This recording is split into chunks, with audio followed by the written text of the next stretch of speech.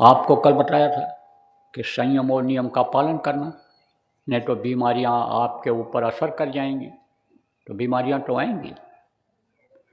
सर्दी जुकाम बुखार जिसको आप साधारण कहते हो, यही बड़ा रूप ले लेगा, विकराल रूप ले लेगा। हल्का बुखार भारी हो जाएगा, जानलेवा हो जाएगा।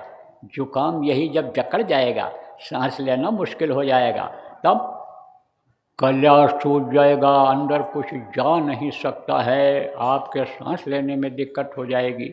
इसलिए संयम और नियम का पालन करना। नोच रहे बच्चे, स्त्री पुरुष लड़ रहे, भाई भाई लड़ रहे, यह भी और बढ़ेगा।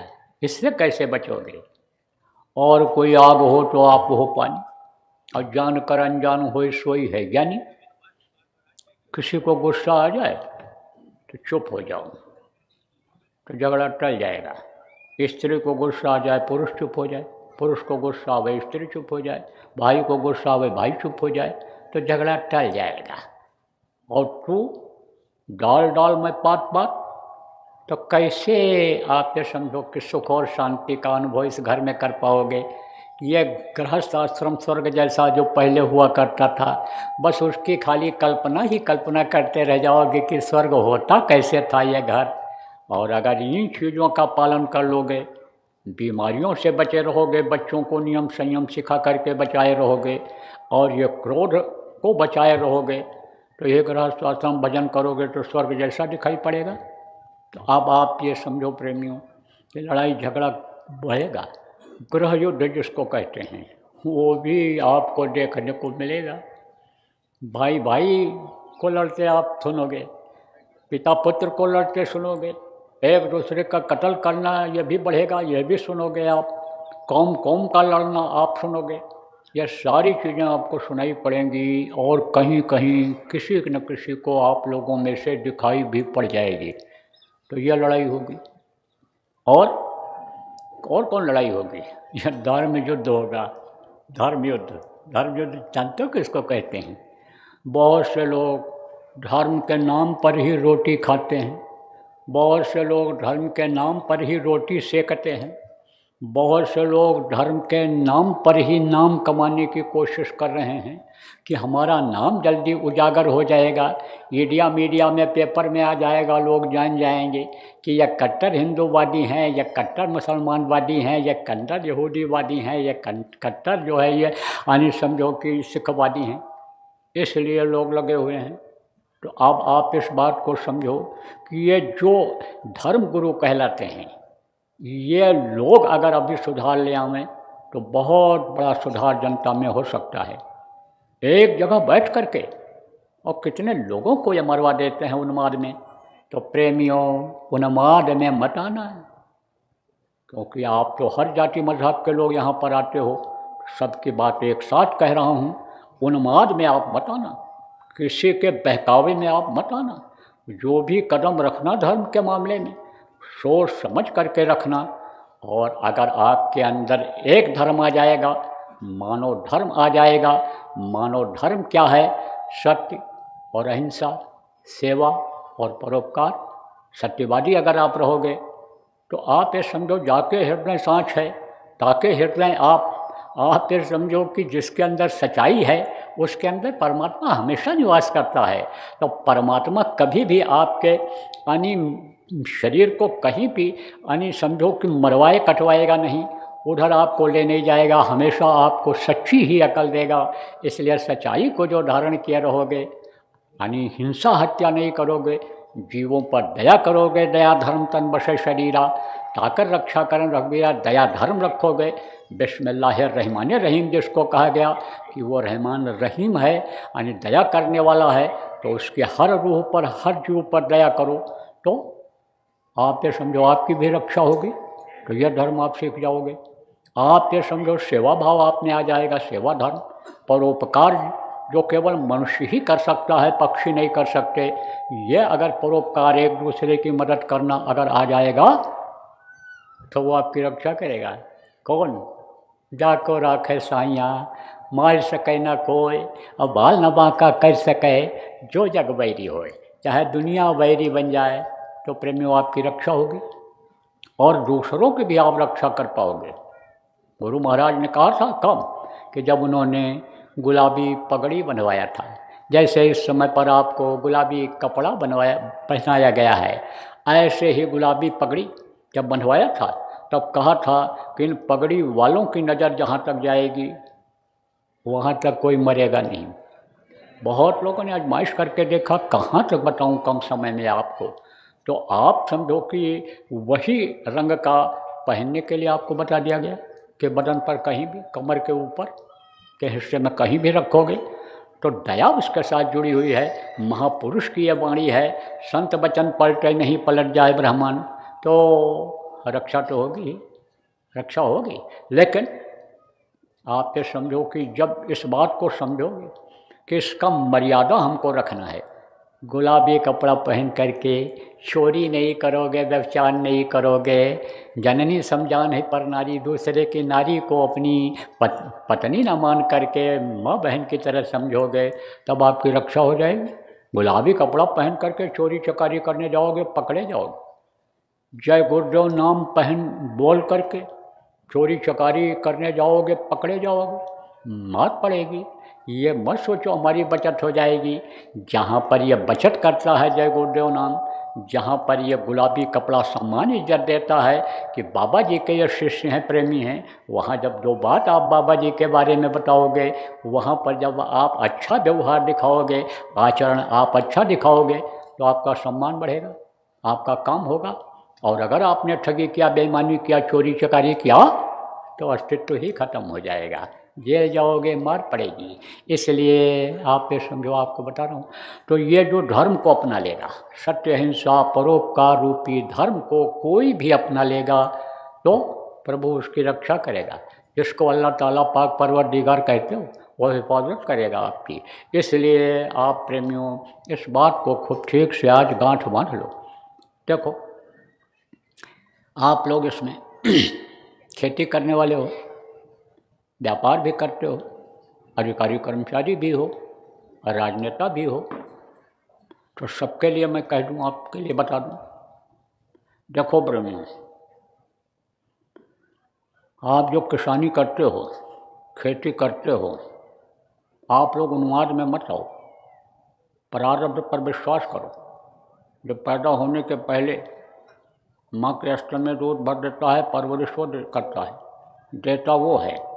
एक समय सतयुग में था, एक बार लोग बोते थे और 27 बार काटते थे। किसान अपने खेत में खड़ा होकर के हाथ जोड़ करके पानी मांगता था, बादल बरस जाते थे। कब की बात है? त्रेता की। मांगे बाजे देह जल रामचंद्र के राज। ऐसे ही द्वापर में भी था। तो देने वाला दूसरा है, कर्म आपको करने की ज़रूरत है। अगर मर करके, काट करके, या किसी का दिल दुखा करके, या किसी के शरीर को कष्ट दे करके, या नियम कानून को तोड़ करके आप कोई चीज़ लेना चाहोगे तो सफलता नहीं मिलेगी। चीज़ को आपको देखने की ज़रूरत है।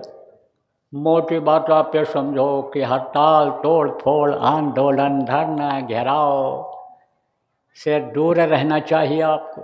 जितनी मेहनत आप उसमें करते हो, रेल रोकने में करते हो, सड़कों पर बैठ करके सड़क को जाम करने में मेहनत करते हो, उतना मेहनत अगर खेती में करो तो उपज बढ़ जाएगी, सम्मान आपका बढ़ जाएगा। आपका अन्नदाता नाम रखा गया है, अन्नदाता आप कहलाओगे। फिर आंदोलनकारी नहीं कहलाओगे, फिर आप हड़ताल वाले आदमी नहीं कहलाओगे। आपकी इज्जत प्रतिष्ठा बनी रहेगी, अन्नदाता आप रहोगे। जवानों की ज़िंदगी बर्बाद हो जाती है किसमें? उन्माद में कि हमारा ये यूनियन है, सबसे ऊंचा हम तो चाहेंगे करा लेंगे, सरकार से जो चाहेंगे करा लेंगे। सरकार की भी मजबूरी रहती है, उस मजबूरी को भी आपको देखना चाहिए। यही देखना चाहिए कि कितना ये क्या कर सकते हैं, वो आपको देखना चाहिए कि ये क्या कर सकते हैं। जितना कर सकता है वही तो करेगा। एक बाप के 4 बेटा हैं और चारों को उसको देखना है, परवरिश करना है, व्यवस्था को घर के बनाए रखना है, आए गए का स्वागत सत्कार भी करना है, और आपको सम्मान प्रतिष्ठा भी बढ़ा करके आपके बच्चों को, परिवार के बच्चों को यानी समझो आगे बढ़ाना है। तो कैसे हो सकती है ये बात? इसलिए ये सोचने और समझने की ज़रूरत है। ज़्यादातर देखो हम ये देख रहे हैं कि ये जो आंदोलनकारी होते हैं, जो हड़ताल तोड़ फोड़ करते हैं, आगजनी करते हैं, वो कौन होते हैं? युवा होते हैं। उनको आगे झोंक देते हैं, उनकी ज़िंदगी बर्बाद हो जाती है। लाठी पड़ा, आप ये समझो सुरक्षा की जिम्मेदारी इनकी है, चाहे वो घर के ही अपने बच्चे हों और भर्ती हो गए हों पीएससी में, पुलिस में, लेकिन जब अधिकारी का हुक्म हो जाएगा, शासन का हुक्म हो जाएगा कि लाठी चलाओ, तब वो ये देखेंगे कि हमारा बाप बैठा है यहाँ हुक्का पी रहा है बैठ कर के, कि हमारा भाई बैठा है, वो तो लठ मारेंगे ही। पलता है जब हाथ टूट गया, पैर टूट गया, ज़िंदगी बर्बाद हो गई। इसलिए इन सब चीज़ों में मत पड़ो आप देखो प्रकृति पर विश्वास करो, प्राकृतिक चीज़ों को आप मत छोड़ो। प्रकृति दे देती है तो आप ये समझो उस चीज़ को अगर आप खा लेते हो तो मन भर जाता है।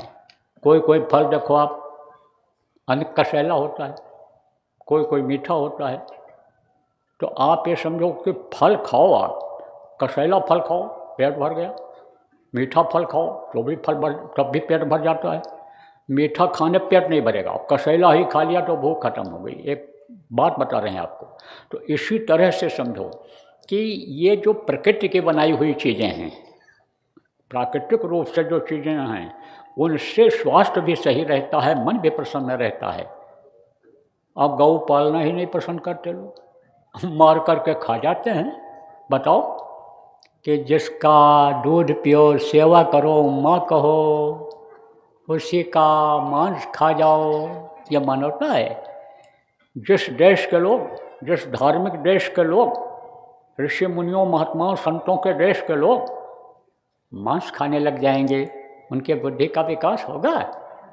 ये कितना भी प्रयास कोई कर ले, कहने को कह ले, ढिढोरा पीट दे कि भारत विश्व का गुरु होगा, लेकिन जब तक यह मांसाहार नहीं बंद होगा, गौओं का कटना नहीं बंद होगा, तब तक आध्यात्म का विकास नहीं होगा।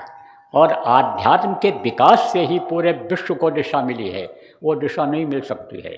इसलिए मांस चाहे गौ का हो, चाहे किसी भी पशु पक्षी का हो, इसको नहीं खाना चाहिए। तो मैं आपको बता रहा था कि जब गौ लोग पालते थे और गोबर निकलता था, उसको जब डालते थे अनाज के अंदर तो बढ़ जाती थी फसल। अपने ही कुटिया की बात बताता हूँ। एक नींबू का पेड़ लगा है, तो अभी जब मैं आया तो देखा इतने बड़े बड़े, पहले कितने बड़े होते थे, इतने बड़े। तो हमने पूछा इसमें क्या डाला? बोले गोबर की खाद और नीम की खली डाल दिया इसमें हमने, अब वही फल देखो इतने इतने बड़े हो गए। अब जिस एक फल में एक आदमी खाता, उसमें 4 आदमियों के लिए रस निकलेगा कि नहीं निकलेगा? तो ये जो पौष्टिक चीज़ें हैं, चाहे मनुष्य के लिए हों और चाहे पौधे के लिए हों, चाहे जानवरों के लिए हों, ये ख़त्म होती चली जा रही हैं।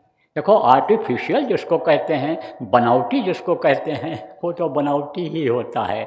कोई मेकअप करके बैठ गया, आप ये समझो सती बन गया, सीता बन गया, तो वो सती सीता थोड़ा हो जाएगी औरत, वो राम कृष्ण भगवान थोड़ा हो जाएंगे, वो तो वही रहेंगे। तो ये जो आर्टिफिशियल चीज़ें होती हैं उनमें रस नहीं होता है, नीरस होते हैं, नीरस होते हैं। वही मेकअप उतार दिया, वही कपड़ा उतार दिया, कोई पैर छुएगा? और वही रामकृष्ण, वही सीता, वही नारद, वही विष्णु बन करके बैठ गया तो लोग पैर छूने लगते हैं। तो यही बात समझना चाहिए आपको। तो पुरानी पद्धति को अगर आप अपनाए रहोगे, सुखी रहोगे। एक समय ऐसा आया था, कब? कोरोना, दवाइयाँ मिलती नहीं थी, देशी दवाई की जानकारी लोगों ने छोड़ ही दिया, और देशी दवाएं जब बताई गई लोगों को और लोगों ने प्रयोग किया तो उसमें आराम मिल गया। आप ये समझो जिसका बहुत बढ़ गया था उसको उससे कंट्रोल नहीं हुआ और कोई दवा भी नहीं मिली और वो राम भगवान खुदा के प्यारे हो गए, लेकिन बाकी लोगों की शुरुआत जिनकी हुई थी उन्हीं देशी दवाओं से ठीक हो गया। अब आपको बताऊं, मैं घर से निकल नहीं सकता, बाजार में बंद मिलती दवाएं भी बाहर कहाँ मिल सकती थी, देशी भी खोजने में जल्दी एक गांव से दूसरे गांव में लोग नहीं जा सकते थे जब लॉकडाउन लगा था। लेकिन कहते हैं कि घट में है सूझत नहीं, अपने पास ही है दवा, लेकिन वो ऋषि मुनियों का फार्मूला लोग भूल गए, भूलना नहीं चाहिए। आप फिर समझो जो महाऔषधि है कि जैसे बेल का पत्ता है, बेल है, दूब है, चिड़चिड़ा है और तुलसी की पत्ती है, यह सब अपने घर में लग सकता है, अपने घर में ही। लेकिन लगाया जाए, इसकी जानकारी रहे, तो बीमारियां तो निकल जाएंगी, बीमारियां चली जाती हैं। बीमारियां जानलेवा कब होती हैं? जब वो उसका सही समय पर इलाज नहीं मिलता है, तब बीमारियां बढ़ती हैं। सही समय पर जिस कमी की वजह से बीमारी आई है, वो कमी पूरी हो जाती है किसी भी जड़ी बूटी, किसी भी चीज़ से, परहेज से भी, तो बीमारी आगे नहीं बढ़ती है। तो अब आपको मैं मोटी मोटी बात एक दो बताता हूँ कि मेहनत पर भरोसा करो। और ये भी बता देता हूँ आपको, एक साथ दो हुए न भुआलू, और हंसब ठट्ठा फुलाई गालू। एक साथ दो काम नहीं होता है कि ठट्ठा के भी हंसो और गाल भी फुला लो। तो व्यापार भी करो और खेती भी करो, उसमें मेहनत ईमानदारी से आप नहीं कर सकते हो। जो काम मेहनत से होता है, ईमानदारी से होता है, उसी में सफलता मिलती है और वही फलता और फूलता है। इसलिए आप ये समझो कि जो किसान हैं और व्यापार करते हैं, उसमें समय नहीं देते हैं, उनको उसमें खर्चे की ज़रूरत पड़ती है, तो व्यापार में ज़्यादा से ज़्यादा कमाने की कोशिश करते हैं। इसलिए एक काम कोई पकड़ो और उसी में आगे बढ़ो, तरक्की करो, तो अच्छा रहेगा। आप जो व्यापारी हो, व्यापारियों का स्थान कहाँ है, क्या स्थान है? व्यापारियों का स्थान है माँ का। माँ का क्या स्थान होता है कि सबकी परवरिश करे, सबको भोजन पहुँचावे, सबके लिए भोजन बनावे, ज़रूरत की चीज़ों को पूरे परिवार के जितने भी बच्चे हैं सबके लिए वो व्यवस्था करे, यह माँ का स्थान होता है। ऐसे ही व्यापारियों का आपका स्थान है कि सामान की आपूर्ति सबको कराओ, जिस चीज़ की ज़रूरत की चीज़ जिसको जैसी है वो चीज़ मिले, और उसको भी मेहनत और ईमानदारी से, तभी आप फलोगे फूलोगे। आज आप भले इकट्ठा कर लो, धोखा दे करके, बेईमानी करके, कम तोल करके आप भले इकट्ठा कर लो, लेकिन कहाँ माया छाया एक सी, माया एक छाया है, आज है कल नहीं रहेगी आपके पास। अगर इस तरह का धन इकट्ठा करोगे, कहाँ चला जाएगा? छापामारी में चला जाएगा, बीमारी में चला जाएगा, बच्चों के बिगड़ जाने में चला जाएगा, थाना पुलिस में चला जाएगा। इसलिए इस चीज़ का आप लोग ध्यान रखो, क्योंकि छापामारी भी होगी, पकड़े जाएंगे लोग, वो भी होगा। अब आप ये समझ लो प्रेमियों कि ये सब घटनाएं आगे आपको दिखाई पड़ेंगी या सुनाई पड़ेंगी। और भी बताऊँगा अब आपको, ये जितने राजनेता हैं, इनको चाहिए कि ये जनता जिसने हमको भेजा है, किस लिए भेजा है, कि जैसे घर के बड़े भाई को कहीं भेज दिया जाता है कि जाओ भैया हम घर देख लेंगे, यहाँ की व्यवस्था हम देख लेंगे, और तुम कमाओ और पूरे परिवार का उसका पालन पोषण करो। तो ये चीज़ आपको ध्यान रखना है कि ये जनता जिसने हमको भेजा है, यह हमारे बच्चे की तरह से है, इसको न्याय मिलना चाहिए, इसकी सुरक्षा होनी चाहिए, इनके रोटी रोजी की व्यवस्था होनी चाहिए। इस चीज़ को आपको देखना चाहिए। इनके धन को अगर आप बर्बाद करोगे, इनके समय को आप बर्बाद करोगे, तो ये जनता आज तो अभी भले न जानकारी में हो, न जानकारी में, लेकिन जब इनको जानकारी हो जाएगी तभी आपको पसंद नहीं करेंगे, फिर उस गद्दी पर, उस जगह पर आपको नहीं भेजेंगे। जनता का रुख किस तरह का होता है कि जैसे गाय का होता है, और गाय जब देखती है अपने घर को याद करती है, खूंटे को जहाँ वो बांधी जाती है, खाती है, रहती है, तब वो चल पड़ती है। ये नहीं देखती है कि यह फसल है, कि यह मिट्टी है, कि यह कीचड़ है, क्या है, पत्थर है, भग कर के वो वहाँ पहुँचती है। ऐसे ही जनता, इनको बहुत संभाल के रखना है, इनके दिल को जीतना है। और आपकी ये सारी गतिविधियां जो हैं, ये जनता तक पहुंचने लग गई हैं। ये जो संसद में, विधानसभा में आप जनता का पैसा बर्बाद कर रहे हो, किस में? हुड़ंगी में, हल्ला मचाने में। पहले दूर से ही मालूम पड़ जाता था, आज भी मालूम पड़ जाता है। ठेले वाले जो लगा करके ये ढकेल खड़े रहते हैं कि अरे तरोई अब सस्ती हो गई, ये यानी समझो कि लौकी सब सस्ती हो गई, आलू ये नया आ गया, यहाँ आ जाओ, यहाँ आ जाओ। ये जो यानी हल्ला किधर जो वहाँ करते हो, इनको सब मालूम हुआ जा रहा है। सब मालूम हुआ जा रहा है, एक एक की खबर लेंगे, नाम लेवा नहीं रह जाएगा, कोई कह नहीं पाओगे हम इस पार्टी के हैं। ये बात मैं आपको बता दे रहा हूँ। इसलिए इस चीज़ का ध्यान रखो, जो आप ये समझो 1 मिनट में यानी समझो कि लाखों रुपया जाता है, आप ये समझो 60-65 यानी लाख रुपया 1-1 मिनट में खर्चा होता है वहाँ का। इसको बचाने की कोशिश करो, इसको इन्हीं के विकास में, इन्हीं की भूख मिटाने, इनका प्यास मिटाने में खर्च करो। हाँ, तो इस पर आप सब लोग ध्यान दो। पूरे विश्व के लोगों को आज मैं यानी जिम्मेदारों को कहना चाहूँगा कि भाई युद्ध रोको। आप ये समझो, जैसे मैंने आपको बताया कि जो धार्मिक नेता हैं और इस समय पर मंदिर और मस्जिद और गिरजाघर गुरुद्वारा के यानी नाम पर लोगों को यानी जो है भड़का रहे हैं, महज इसलिए कि अपना काम करने के लिए, अपना नाम करने के लिए, एक अपना काम बनाने के लिए कि हमको लोग नेता मान लेंगे और हम बड़े महंत बन जाएंगे और हम कई मठों के मठाधीश बन जाएंगे और हम मंत्री मिनिस्टर बन जाएंगे धार्मिक भावना में।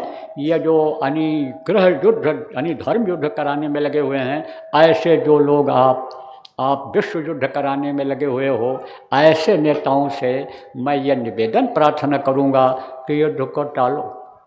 नहीं, जिस नाम के लिए आप इनको लड़ाने भिड़ाने में लग रहे हो, शासन करने में लगे हुए हो कि हम यानी कौम बात चला देंगे, हम जात बात चला देंगे, हम हिंदू बात चला देंगे, हम मुसलमान बात चला देंगे, हम यहूदी बात चला देंगे, क्रिश्चियन बात चला देंगे और हमारा नाम हो जाएगा और ये कौम हमारे पीछे हो जाएगी।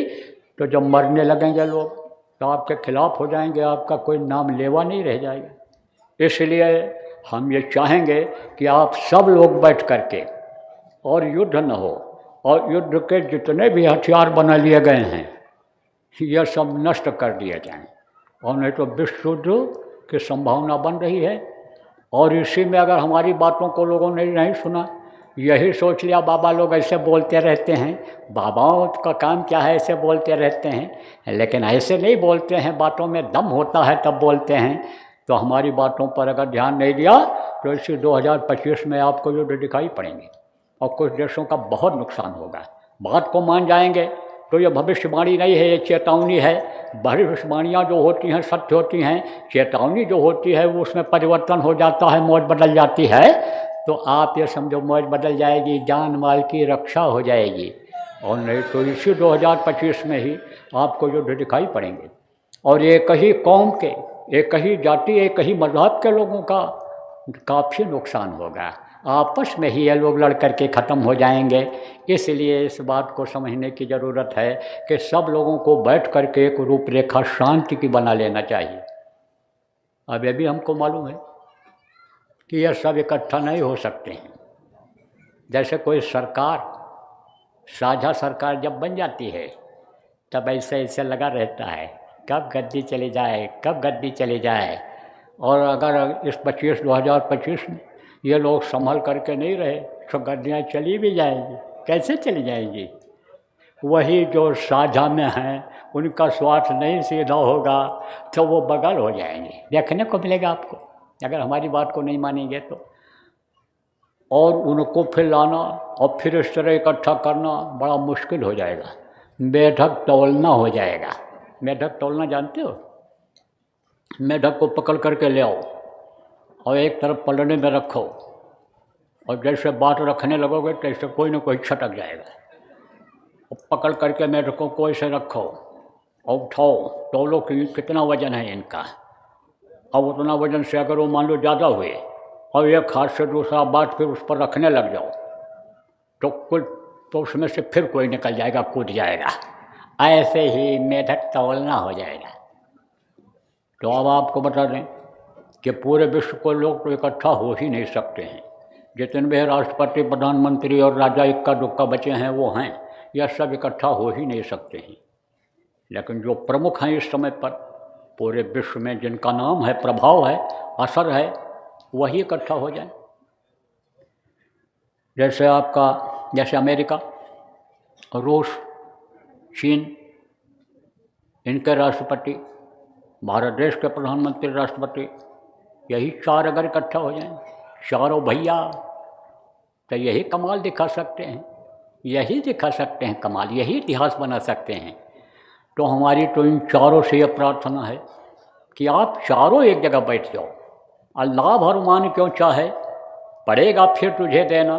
एक सूत्र हमारा यही याद कर लो कि लाभ और मान को ताक में रख करके सेवा के भाव से जनता का सेवा करो। जिस काम के लिए जनता ने आपको भेजा है, जिस काम की उम्मीद देश और दुनिया को है आपसे, उसके लिए इकट्ठा हो जाओ और जनहित का यह काम करो। एक ऐसी व्यवस्था बना लो कि जिससे युद्ध हो ही नहीं, या आराम से सिपाही लोग सोएं। आप ये समझो जैसे कुत्ता बिल्ली की रखवाली के लिए यानी समझो कोई सिपाही होता है, यानी कोई घर का यानी चौकीदार होता है, उसी तरह से ये रहें। लेकिन इनको ये फिक्र न रहे कि हमारी जान हथेली पर रखी हुई है, पता नहीं कब हमला हो जाए, हमला वाली बातें खत्म हो जाए। अब यह भी बहुत कठिन लग रहा है हमको कि यह हो पाएगा, क्योंकि वर्चस्व की लड़ाई होती है। जैसा मैंने कहा कि शासन हो नाम हो, दोनों काम हो, कि हम शासन करें इनके ऊपर, जनता के ऊपर। तो उसमें अन्य समझो कि सबकी भावनाएं कैसे जुड़ेंगी। जब आवे संतोष धन, सब धन रोल समान। अगर उनके अंदर संतोष भरने लग जाए, लोगों के अंदर इस तरह का उपदेश होने लग जाए कि भाई किसी का फायदा किसी चीज़ से हो रहा है तो उसका हो जाने दो, तुम्हारा भी फायदा होगा। दूसरे का जब फायदा कराओगे तो ये झगड़ा सुलझ सकता है, तब झगड़ा सुलझेगा। और नहीं तो वही जो ये आंदोलन, हड़ताल, तोड़ फोड़ कराने वालों ने ही इसको आगे बढ़ा दिया, आप समझो वही अभी आवाज़ उठाने लग जाएंगे। इसलिए आप ये समझो कि उनके अंदर जब ये भावना भर दी जाए कि संतोष करो, जो प्रारब्ध का होगा मिलेगा, उससे आगे भी मिल सकता है। अगर कोई देने वाला मिल जाए, वो मिल जाए कि जिसको इंसान आदमी नहीं दे सकता है, तो आप भी समझो सब कुछ हो जाएगा। देखो ज़्यादातर लड़ाइयाँ कहाँ होती हैं, किस लिए होती हैं? जर जमीन और जोरू। जर जमीन और जोरू, जर माने संपत्ति, यही लड़ाइयाँ हुई इसी में। कब पीछे भी इसी की वजह से हुई। जब कहा हम सुई का नख के बराबर ज़मीन नहीं देंगे, तब आप फिर समझो ज़मीन के लिए लड़ाई हुई महाभारत की। और तभी औरत के लिए लड़ाई हुई, औरत के चक्कर में लड़ाई हुई, किसके? द्रौपदी के। औरत के चक्कर में देखो जर जमीन, रुपया पैसा और ज़मीन, और जर जमीन जोरू। जोरू कौन थी? माता सीता जिनको कहा जाता है, उनकी वजह से लड़ाई हुई। तो लड़ाइयाँ ज़्यादातर इसी वजह से होती हैं। तो अब आप ये समझ लो, कुछ ज़मीन और नदी नाले पूरे विश्व में इस तरह के भी हैं कि उन्हीं को नहीं पता है हमारा कहाँ तक है, वहाँ पहुँच ही नहीं पाते हैं। अब आप ये समझो न देख पाते हैं, न पहुँच पाते हैं, न साधन है। और साधन आप ये समझो इस तरह का बन नहीं पाता है कि मौसम का वो समझो कि मुकाबला कर लें। इसलिए आप समझो प्रेम कि जज की जो है उसका माप करा लिया जाए, अंदाज़ा लगा लिया जाए और फिर समझौता कर लिया जाए, तब नहीं होगा। ये कौम बाद में होता है, कहते हैं हमारा कौम ये ऊंचा है, हमारी जाति ये ऊंची है, हमारा ये धर्म ऊंचा है। अगर ये उनमें भाव भर दिया जाए, सिखा दिया जाए कि मालिक सबका एक है, प्रभु सबका एक है, उसने जो नियम बनाया है उस नियम को पकड़ लो, उस यानी मानव धर्म का पालन कर लो, तो विवाद बन सकती है। अब ये तो हमारी अर्जी है और उनकी मर्जी है। हम तो प्रार्थना यही करते हैं कि सब सुखी हो जाएं, सब सभ्य हो जाएं, और ये जो मानव शरीर मिला है, या मानव मंदिर मिला है, या जिस्मानी मस्जिद जो इबादत भजन पूजन के लिए मिला है, गुरुद्वारा जो मिला है, चर्च जो मिला है, यह लोगों का बर्बाद ना हो जाए। देखो प्रेमियों, बच्चों और बच्चियों, सब के लिए ये बात बता रहा हूँ, अगर ध्यान नहीं दोगे तो ये बच्चे आपके बिगड़ जाएंगे। बचपन से ही ध्यान देने की ज़रूरत है, क्योंकि जब पौधा को लगाओ, पेड़ को लगाओ, और उसका ध्यान नहीं दिया, टेढ़ा हो गया, तो फिर उसको सीधा नहीं कर पाओगे। इसलिए शुरू से ही ध्यान दो, पढ़ाई लिखाई पर ध्यान दो, उनके देख रेख रखो, खान पान पर उनके ध्यान दो, कहाँ जा रहे हैं, क्या खा रहे हैं, कहाँ किसके साथ घूम रहे हैं, क्या काम कर रहे हैं, इसका ध्यान रखो। पढ़ के आवे, पूछो क्या पढ़ा क्या पढ़ाया, बहुत बड़ा धर्म बनता है आपका। गृहस्थ का धर्म बनता है, बाढ़ें पुत्र पिता के धर्मा, खेती बाढ़े अपने कर्मा। आप ये समझो कि आपकी वजह से ये कुछ बन सकते हैं, इसलिए पिता माता का बहुत बड़ा धर्म होता है। आप ये भी आप लोगों से कहेंगे, उन बच्चियों से और उन जवानों से कि जो भारतीय संस्कृति को ही छोड़ दे रहे हैं, उनसे मैं ये कहूँगा कि खुद भी भारतीय संस्कृति को अपनाओ और उनको भी अपनाओ, सिखाओ बच्चों को। आप कहोगे भाई भारतीय संस्कृति क्या है? कल आपसे कहा था कि कहोगे तो देवी तो खुश हो जाएंगी, लेकिन कपड़ा किसका पहनेंगी? देवियों का कपड़ा तो नंगा रहने वाला, अर्धनंग वाला कपड़ा पहनेंगी, व्यवहार उसको करेंगी, आचरण उसको करेंगी, तो उसका असर किसके ऊपर पड़ेगा? लड़की के ऊपर पड़ेगा। बाप अगर नंगा रहेगा, बाप अगर वो ऐसा गांजा भांग पिएगा, शराब पिएगा, बच्चे को रोक पाएगा? उसका असर बच्चों के ऊपर पड़ेगा। आप ये समझो, पहले क्या था, एक धर्म एक व्रत नेमा और काई वचन मन पद पद प्रेमा। पति के पैर के अलावा और किसी को जाना ही नहीं, समझा ही नहीं, केवल एक पति को ही परमेश्वर भगवान के रूप में माना। देखो कितना धन था, कितना बलवान था, लेकिन सीता माता जिनको कहा जाता है, उस रावण की तरफ देखी, कहता था मम बिलोक, एक बार बिलोक मम हो रहा है, एक ही बार तुम मेरी तरफ देख लो।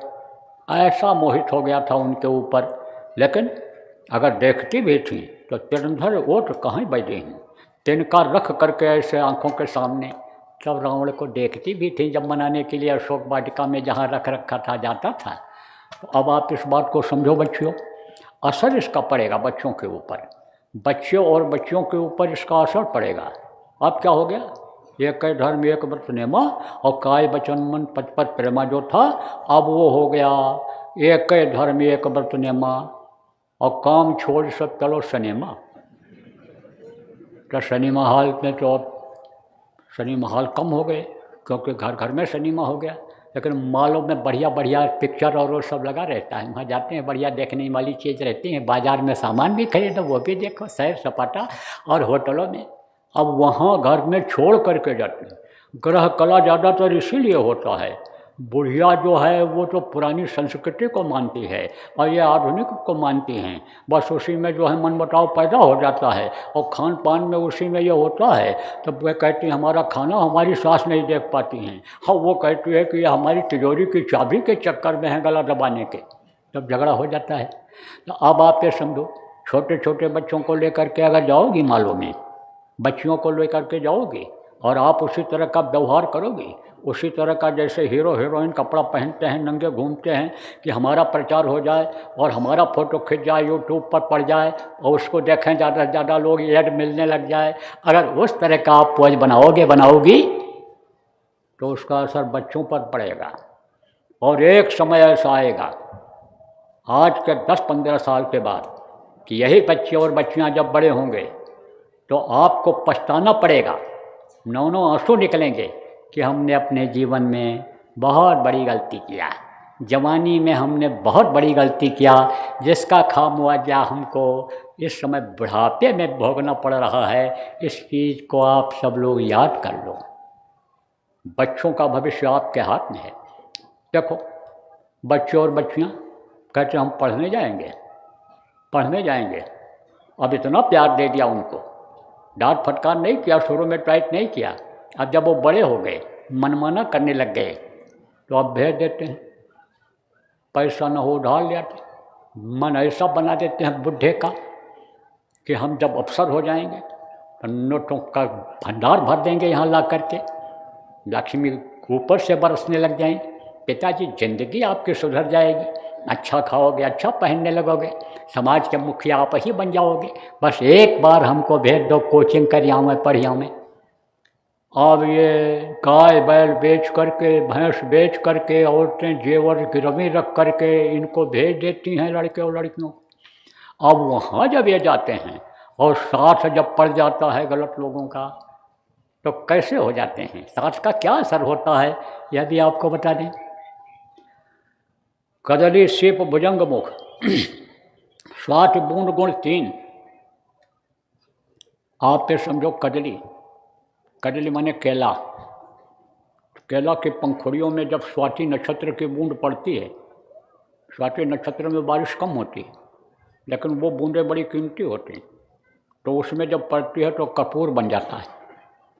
सफ़ेद होता है ना, जलाते हैं कपूर। और वही बूंद जब सीप के मुंह में पड़ता है तो मोती बन जाता है, और सांप के मुंह में पड़ता है तो वही जहर बन जाता है।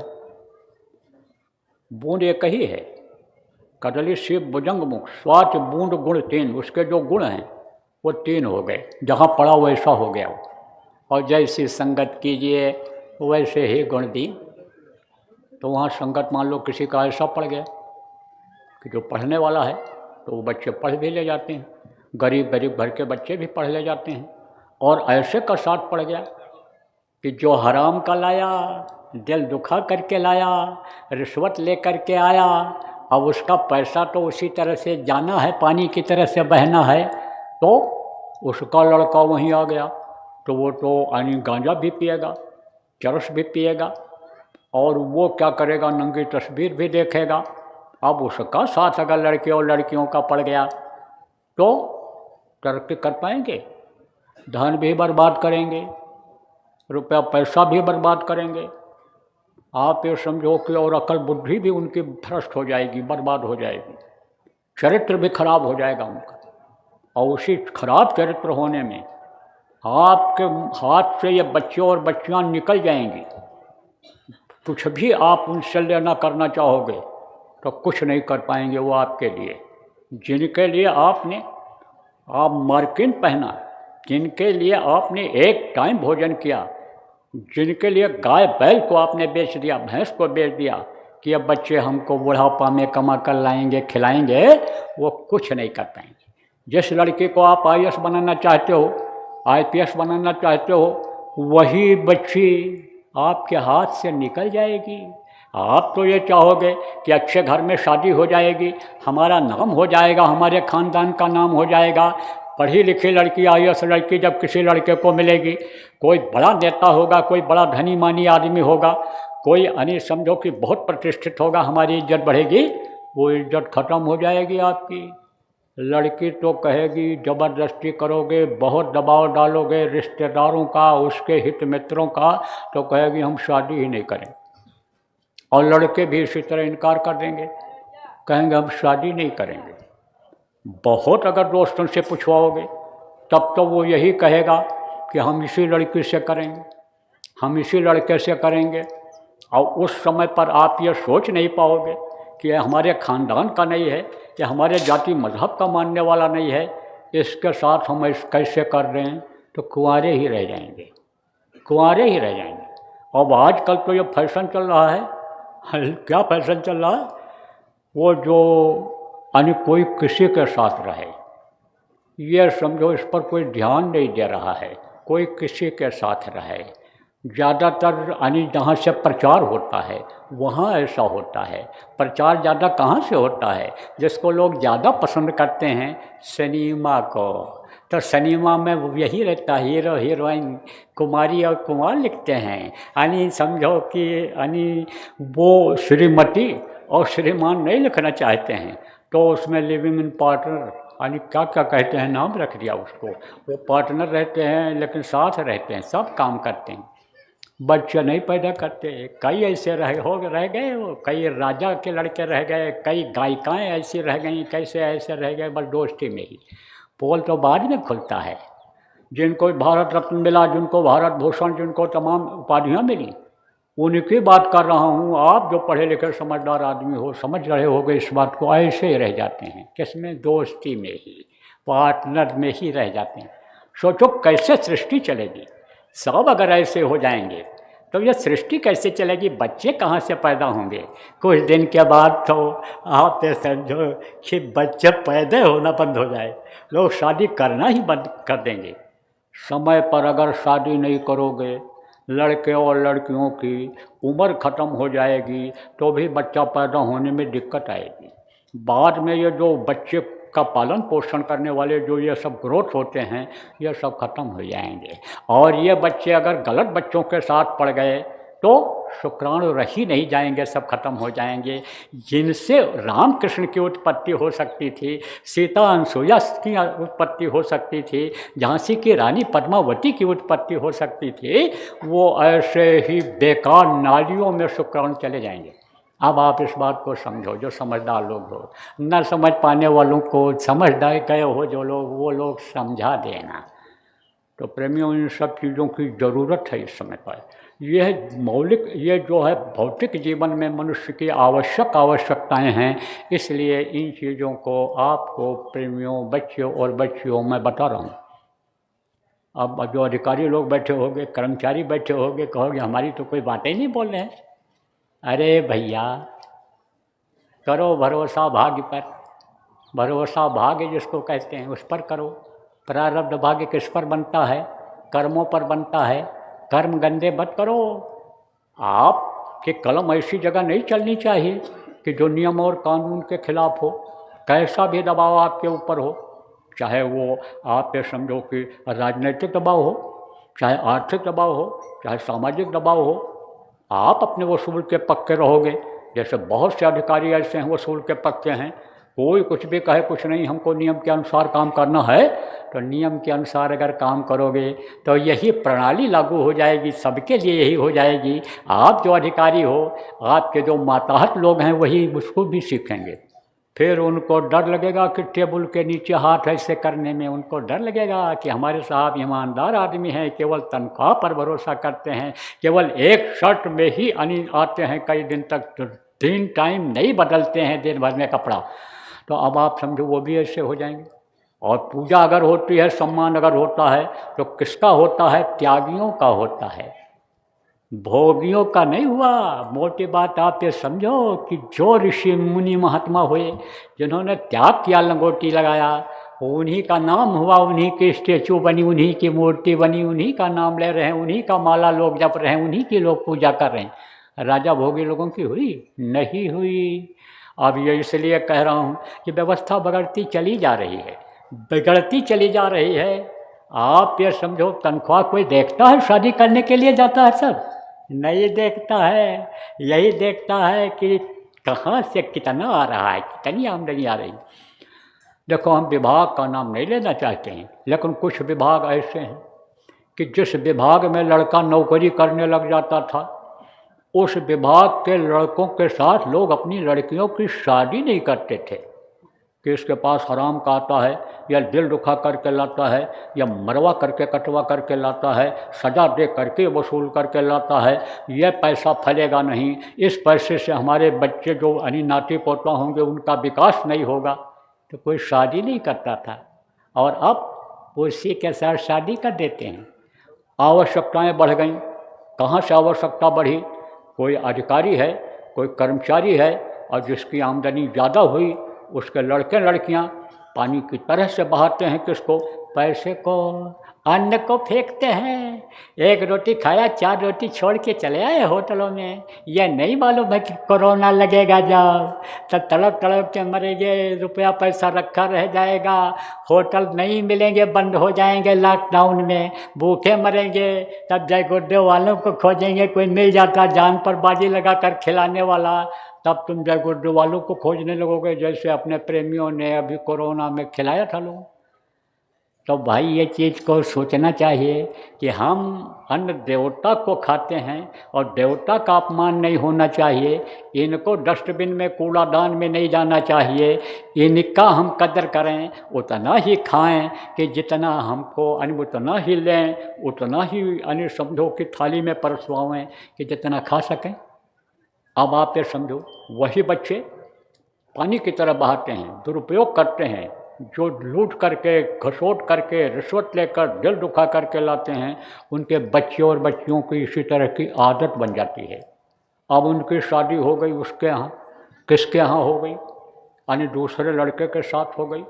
अब वो भी उसी पैटर्न पर जाने की कोशिश करते हैं, उसको लाने की कोशिश करते हैं।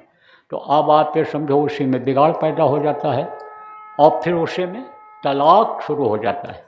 तलाक तलाक के मुकदमे कम तो होंगे, तलाक के केस कम होंगे इस वर्ष 25 में, लेकिन तनी तना रहेगी, खींचा तानी रहेगी, या औरतों का भगना रहेगा, घर छोड़ना रहेगा, आदमी अलग सोएगा, आदमी अलग रहेगा, मनमुटाव रहेगा, मनमुटाव बल्कि और बढ़ेगा पुरुष और यानी समझो नौजवान पुरुषों नौजवान औरतों में।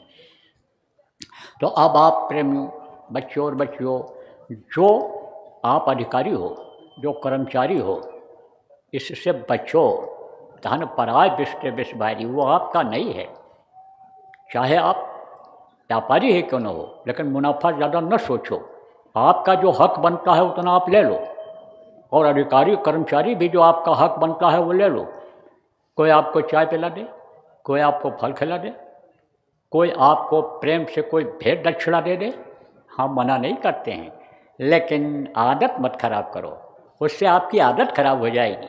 लोभ आपका बढ़ जाएगा, लालच आपकी बढ़ जाएगी, और लोभ लालच जब बढ़ जाएगा तो लोभ और लालच का अंत नहीं है, अंत नहीं है इसका, लालच का। लालच बढ़ता ही जाता है। लाख है तो करोड़ हो जाए, करोड़ है तो अरब हो जाए, अरब है तो खरब हो जाए, और अरब खरब वाला कहता कुबेर भगवान का खजाना हम ही को मिल जाए, और एक दिन जाएगा। अभी 1 हफ्ता भी नहीं हुआ होगा, पोल खुला, किसका है? आरटीओ के एक सिपाही का 52 किलो क्या सोना उसके गाड़ी में तलाशी में मिला। अब इसके अलावा जब पता लगाया लोगों ने, किसने पता लगाया?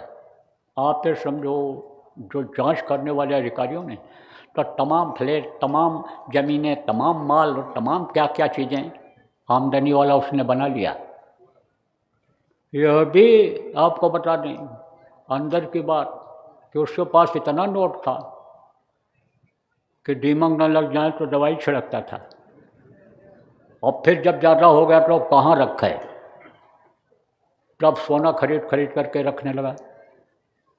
अब आप सोचो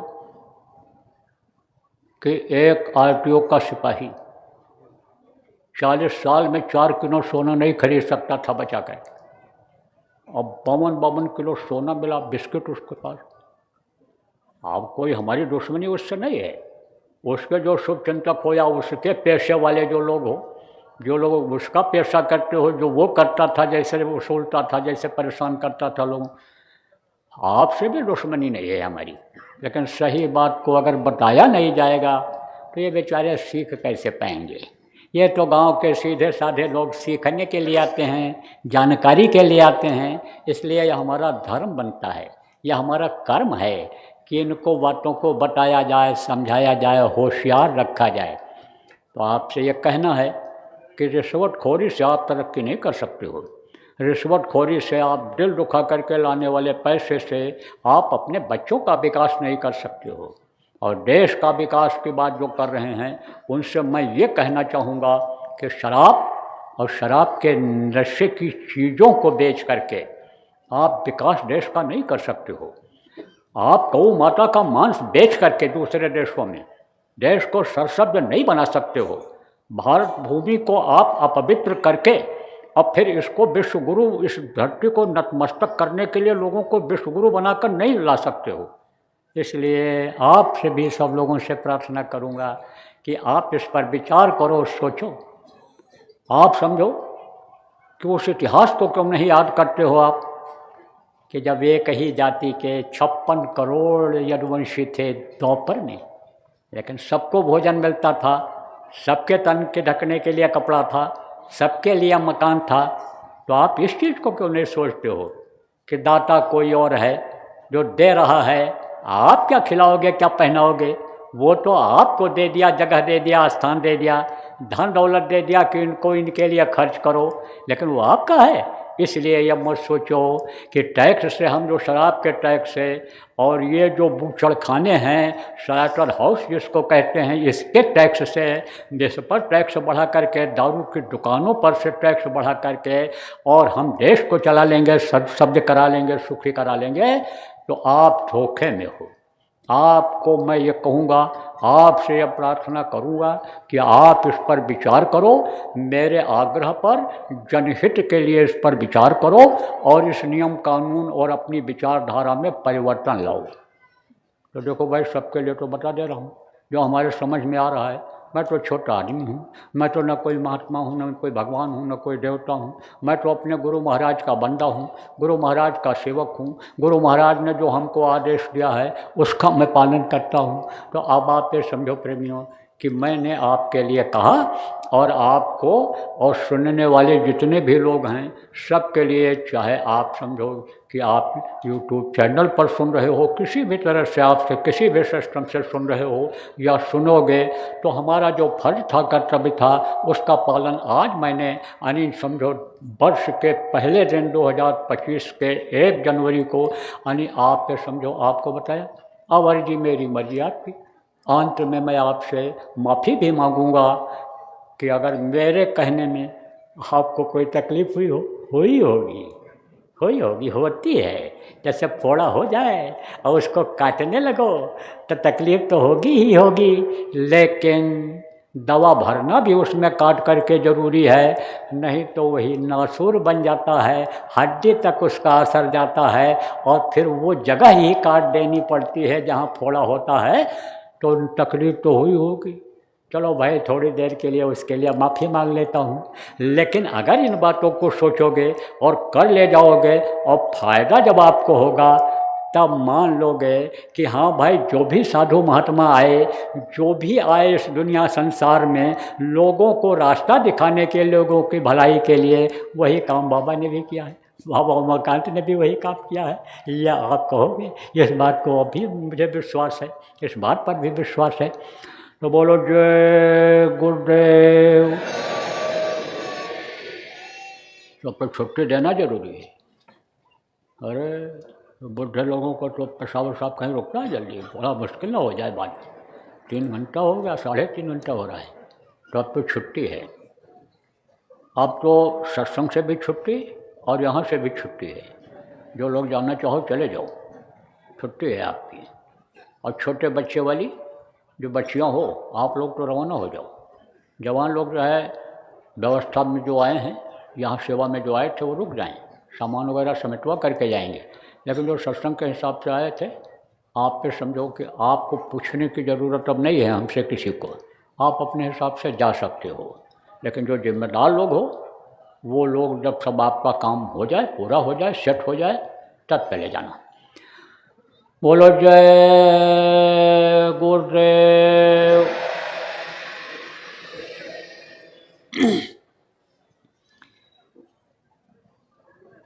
विनय करूं मैं जो कर जोरे, सतगुरु द्वार तुम्हारे।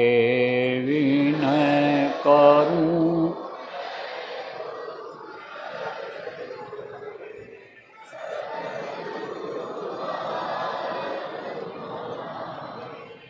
बिन कृत दीप आरती साजूं, दो अखियन मझधारे।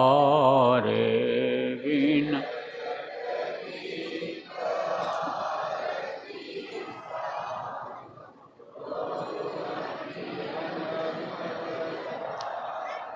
भाव सहित नित बैठी रोखे, जो हत प्रिय तुम प्यारे।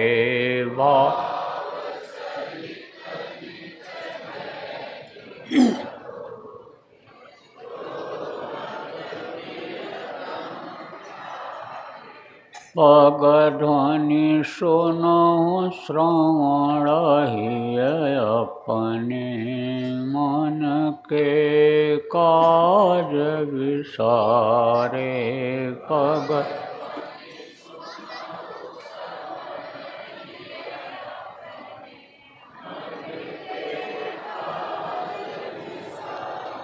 जागी सुरत पियत चरणामृत पियत पियत होई न्यारे।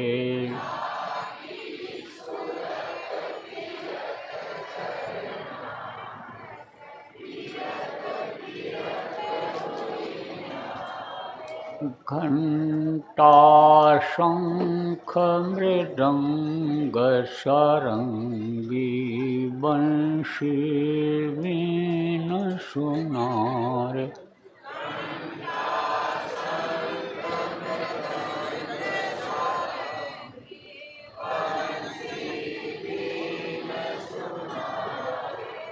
जय गुरुदेव आरती करते गावत जय जयकारे। जय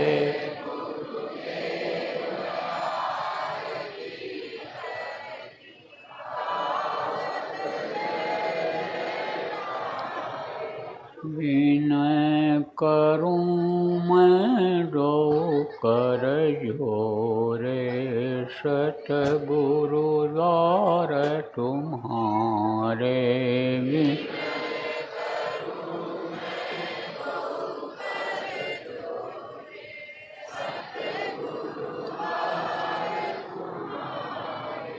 दाता द्वार तुम्हारे, दाता जय गुरुदेव जय गुरुदेव जय गुरुदेव जय जय गुरुदेव।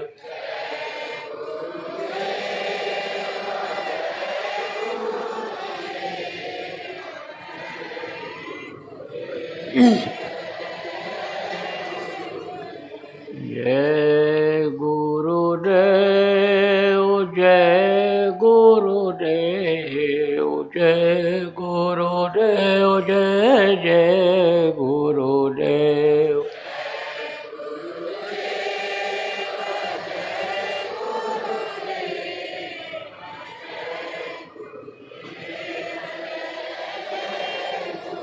बराबर जय गुरुदेव नाम याद करते रहना। जो 5 नाम आपको कल बताया वो तो ध्वन्यात्मक नाम है, उसको सुना जाता है, लेकिन ये इस वक्त का जीता जागता जय गुरुदेव नाम है।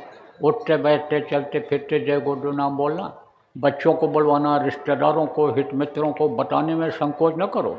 यह मुसीबत में मददगार होगा, ये लोगों को मददगार हुआ है, बीमारी तकलीफ़ों को टेंशन को ख़त्म करेगा। जब 1 घंटा सुबह शाम घरों में जय गुरुदेव नाम की ध्वनि जैसे मैं बोला हूँ लोग बोलने लगेंगे।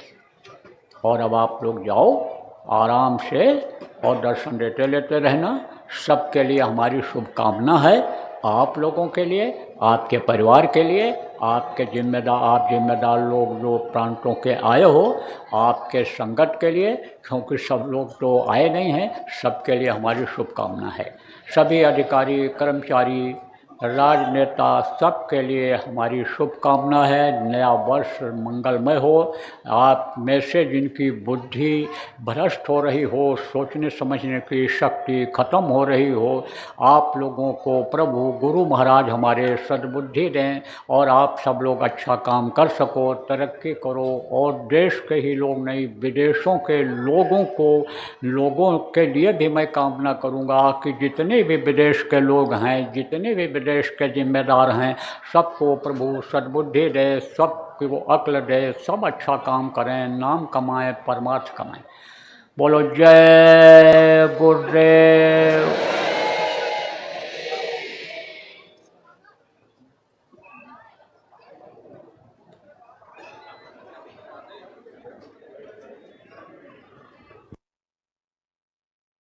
देखो, आप लोगों को जो पहले किसी को कुछ बताया गया है तकलीफ निवारण का तरीका, कहने की ज़रूरत नहीं है, ना उसके लिए चिट्ठी लिख कर देने की ज़रूरत है। आप लोग बराबर करते रहना और नाम धुनी बोलते रहोगे, सुमिरन ध्यान भजन करते रहोगे तो तकलीफ़ों में आराम आपको धीरे धीरे होता चला जाएगा। और कुछ दिन के बाद लगातार अगर ये करते रहोगे 2-3 काम जो बताया गया है, तो तकलीफ़ें चली जाएंगी आपके। और जिनको यानी समझो बिजनेस व्यापार करना है, आप सीख करके करना, कोई भी काम करो, और पार्टनरशिप में मत करना, और लोभ लालच में मत आना, नहीं तो आजकल ठगी बहुत हो रही है। और आजकल तो बस खाली बटन दबाने से ही लाखों लाख करोड़ों करोड़ रुपया निकल जाता है बैंक से। तो लालच मत करना, ये अभी तो और बहुत बढ़ेगा। सरकारें तो बहुत कोशिश कर रही हैं रोकने की, लेकिन तू डाल तो हम पात पात। रोकने का ये तरीका जैसे खोजते हैं, तैसे वो ठग लोग अपना ठगी का तरीका दूसरा निकाल लेते हैं। जिस तरीके से ये इसको रोकने की कोशिश करते हैं, वही विद्या वो भी पढ़े हैं, वही उसी तरीके से खोज लेते हैं। तो ये बहुत बढ़ेगा। तो आप में चपेट में आ जाओ, 25 के साल में ये बढ़ेगा, साइबर ठगी जिसको कहते हैं। तो उसके चक्कर में आप लोग ना आ जाना, इसलिए होशियार रहना, लालच में मत ज़्यादा आना। फ़ोन पर या उस पर यानी दबाने पर डरवाने पर भी किसी के मत डरना कि हम ये बोल रहे हैं, ऐसा ऐसा कुछ नहीं। सच्चे सांच को कहते हैं, सांच को आँच नहीं रहती है, कोई कितना भी कहे कुछ नहीं। और फिर आप समझो गुरु राजी तो करता राजी, और काल कर्म की चरणबाजी। गुरु पर से जब विश्वास हटा देते हो, गुरु की बातों को भूल जाते हो कि भाई प्रारब्ध पर विश्वास करो, ज़्यादा पाने की कोशिश करने लगते हो, लालच बढ़ता है, तब ठग जाते हो। इसलिए ज़्यादा लोभ लालच आप लोग मत करना। बच्चों खाली मत बैठना, कुछ न कुछ करते रहो, कमाई करते रहो। बाप दादा का जो ये कर्जा है, पढ़ाई लिखाए बड़ा किया, दूध पिलाए परवरिश किया, उस कर्जे को अपने नए जोश में जवानी में ही अदा कर दो। बुढ़ापे में कुछ नहीं कर पाओगे, आप बूढ़े हो जाओगे, बाप बूढ़े हो जाएंगे, तो न आप कुछ कर पाओगे उनकी सेवा, और न वो फिर आपके लिए कुछ कर पाएंगे। इसलिए जवानी में ही ये सब कर लो, चाहे हाथ पैर दबा कर मालिश करके सेवा कर लो, और चाहे आप कमाई करके सेवा कर लो। खाली मत बैठो, सेवा करके आप एक दूसरे का कर्म कर्जा आप अदा कर लो। जिसके लिए आप जोड़े गए हो, परिवार में आपका रिश्ता बना है, परिवार में पैदा हुए हो, रह रहे हो, उस रिश्ते को आप समझो। तो खाली मत बैठो, नहीं कोई नौकरी काम है तो आप ये समझो सीख करके कोई काम कर लो। छोटा मोटा काम करोगे तो कितने लोग छोटे से बड़े बन गए, बहुत कमा लिया, थोड़ी पूंजी लगाया, मेहनत ईमानदारी से काम किया, बड़े हो गए। ऐसे ही विश्वास करो, ऊंचा ख्वाब मत देखो। कहते हैं कि जितनी लंबी चादर हो उतने पैर फैलाना चाहिए। ये छोटे छोटे मुहावरे बड़े सीख के होते हैं। तो आप खाली मत बैठो, कुछ न कुछ कर लो। नौकरी जो ही मिल जाए वही कर लो, तैयारी करते रहो, पढ़ाई करते रहो, अच्छी मिल जाए उसमें चले जाओ, खेती में लग जाओ, खेती करने लग जाओ। खेती भी जो है आपकी उपज अच्छी दे जाती है, अगर मेहनत आदमी करे, तरीके से करे, सीख करके करे तो अच्छी उपज दे जाती है। बहुत से लोग देखो नौकरी छोड़ करके और खेती करने लगे, अच्छी कमाई करें। कई करोड़ रुपए का टमाटर, कई करोड़ रुपए का सब्जी फल बेच रहे हैं। तो अब आप ये बात समझो, कोई भी काम मेहनत ईमानदारी से प्रभु पर विश्वास करके करोगे, करने लग जाओगे, तो गुरु महाराज की दया आपके ऊपर उसी में हो जाएगी। तो बोलो जय गुरुदेव। देखो शादी ब्याह के चक्कर में तो मैं पड़ा नहीं, ना बच्चा पैदा करने के चक्कर पड़ा, तो मैं तो इस चीज़ को जानता नहीं हूँ कि शादी ब्याह कैसे होता है, क्या होता है। लेकिन आप हमसे इस बात को पूछने के चक्कर में न रहो। आप जिनके लड़की है देख लो कि लड़का सुंदर है, सुडौल है, लड़की शिक्षाओं की पूर्ति कर ले जाएगा, कमा ले जाएगा, खिला ले जाएगा, संभाल पाएगा, कमा रहा है तो कर दो उससे शादी लड़की की। बहुत ऊंचे घर में मत करना, नहीं वहाँ भी नहीं सेट हो पाएगी। आप ये समझो जिनका लड़का है, आप भी देख लो कि लड़की बहुत ऊंचे घर की नहीं है, तो आप समझो लड़की को सुंदर सुडौल है तो ले आओ। आप ये समझो कि सेट होने लायक है, आपके यहाँ समझती है परिवार वालों को, परिवार में जो है उनके रहन सहन अच्छा है, तो उसको देख करके ले आओ कि हमारे यहाँ सेट हो जाएगी, तो आप कर लो शादी। समय से नहीं करोगे तो जो हाल बताया अभी वही होगा, वही होगा। तरसते रह जाओगे पोता खिलाने के लिए, नाती नहीं होंगे, तरसते रह जाओगे, याद करते करते चले जाओगे दुनिया संसार। तो ये अपना जो गृहस्थ का धर्म बनता है, जो कर्तव्य है, उसका पालन सब लोग करो। उसके लिए हम मना नहीं करते हैं। घर बनाना है बना लो, मना नहीं है। घर खरीदना है खरीद लो, नया खरीद लो, झगड़े का मत खरीदना। अब आजकल लोग बुकिंग करा देते हैं, पैसा जमा करा लेते हैं, तैयार करके नहीं दे पाते। अरे तो बना बनाया ही ले लो जब ज़रूरत है तो। अरे नहीं ज़रूरत है तो जहाँ रह रहे हो उसी में गुजर बसर कर लो। क्यों ऐसा करते हो? बुक करा लेंगे तो फिर मिल जाएगा। एजेंट मिल जाते हैं, वो तो बुक कराई पैसा ले लेते हैं, आपका पैसा फंस जाता है, प्रोजेक्ट रुक जाता है। तो ऐसा काम क्यों करो आप? ऐसा मत करो। बना बनाया मकान तैयार है, साफ़ सुथरा है, कोई झंझट नहीं है, तो आपके पास पैसा है, दे करके खरीद लो। झगड़े का मत लेना। पुराना घर भी नहीं कोई अच्छा नहीं होता है तो सस्ते में बेच देते हैं। कहते हैं ना कि जब बच्चियाँ मरने लगती है तो दान में दे देते हैं। तो ऐसे ही सस्ता मद्दा कुछ भी मिल जाए, घर अच्छा नहीं रहता है, जिसमें सुख शांति नहीं रहती है, बेच देते हैं। और सस्ता पाके खरीद लेते हो, फिर हमसे कहते हो सपने आते हैं, कोई दबाता है, जब से आए तब से तकलीफ़ हो रही है। तो हम सुनने वाले नहीं किसी के। नया घर खरीद लो, नया घर अच्छा है, साफ़ सुथरा है, तो आप देख लो कि वहाँ के लोग अनसुखी हैं, कोई तकलीफ़ में नहीं है। ऐसी एरिया में आप लोग ले लो नए घर को। प्लाट लेना है प्लाट ले लो, मना नहीं है, लेकिन झगड़े का मत लेना, सरकारी मत लेना, पता लगा लेना, कागज़ देख लेना उसका। कहीं ऐसा तो नहीं है कि 2 बार 3 बार बेच दिया है। रजिस्ट्री दिखवा लो, 16 साल 18 साल कितना साला होता है, उसके रिकॉर्ड होते हैं, वो सब चेक करा लो। जब इतना इतना पैसा दोगे लाखों रुपया, तो 10-5 हज़ार रुपया अगर उसमें भी खर्च हो गया कागज़ देखने में तो कोई दिक्कत नहीं है। नहीं तो बाद में दिक्कत आती है। घर गिर जाते हैं, खाली करा लेते हैं, न घर के रहते हैं न घाट के रहते हैं। पैतृक जो संपत्ति होती है, बाप दादे का जो घर होता है, उसको बेच करके नया बढ़िया बंगला खरीद रहे हैं। और बंगला जब गिर जाता है, बुलडोजर चल जाता है, तब न घर के रहते हैं न घाट के रहते हैं। इसलिए यह सब बात साफ साफ बता रहा हूँ। खराब भले आपको लगे, लेकिन सीधी सीधी बात नहीं बोली जाएगी, मीठी बात बोली जाएगी तो आप दगाबाज कहने लगोगे। आप पे समझो कि मधुरी बानी वाले दगाबाज हो जाते हैं, तो दगाबाज हमको क्यों बनना है? इसलिए हम आपको साफ साफ सब बात बता रहे हैं। तो जाओ, आपके साथ हमारी शुभकामना है, और भजन ध्यान करते रहोगे।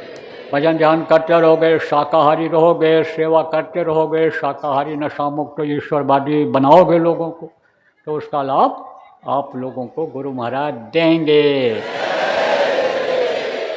जय गुरुदेव।